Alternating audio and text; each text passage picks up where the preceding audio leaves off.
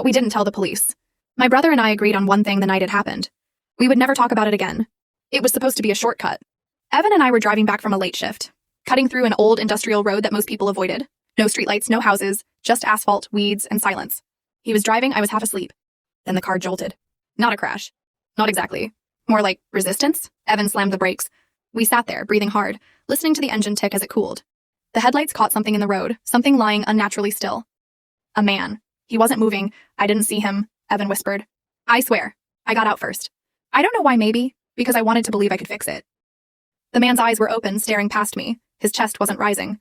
I looked back at my brother. He was still in the car, hands locked on the steering wheel like it was the only thing holding him upright. Call an ambulance, I said. Evan shook his head. We'll lose everything. Those words settled between us, heavy and final. We didn't argue. That's the part that still haunts me. We just decided together.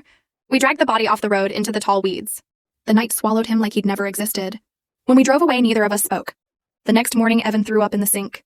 I couldn't look at my phone without expecting a notification, an alert, a headline, something that would expose us. Nothing came. Instead, strange things started happening. At first, it was small. Evan swore he heard footsteps outside his apartment at night. I started seeing a man standing at the edge of my vision, always gone when I turned my head. Then it got worse. Every time we passed that road, the radio cut out. Static, followed by a low rhythmic thumping, like something knocking from far away. Evan stopped sleeping altogether. I found him once sitting in his car at 3 a.m., engine off, staring at nothing. We should go to the police, I said. He laughed too hard. And say what? That we waited until guilt drove us insane? The guilt didn't just sit in our chests. It followed us, it crept into our dreams. In mine, the man was always standing in the road again, unharmed, watching us slow down, waiting to see what we'd choose this time. A week later, Evan called me, voice shaking. I saw him, he said. In the mirror. That was when I knew we couldn't keep running. We walked into the station together. I remember the smell of old coffee and disinfectant, how ordinary everything felt compared to the chaos inside my head. We told them everything, the road, the body. The choice, the officer listening didn't interrupt.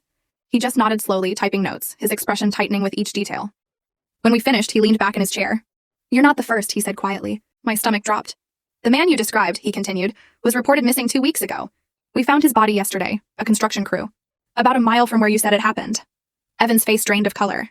Yesterday? The officer nodded. The cause of death wasn't the impact, it was hypothermia. He was alive for hours after being hit. The room went silent. Everything inside me collapsed at once, the fear, the guilt, the hope that confession might save us.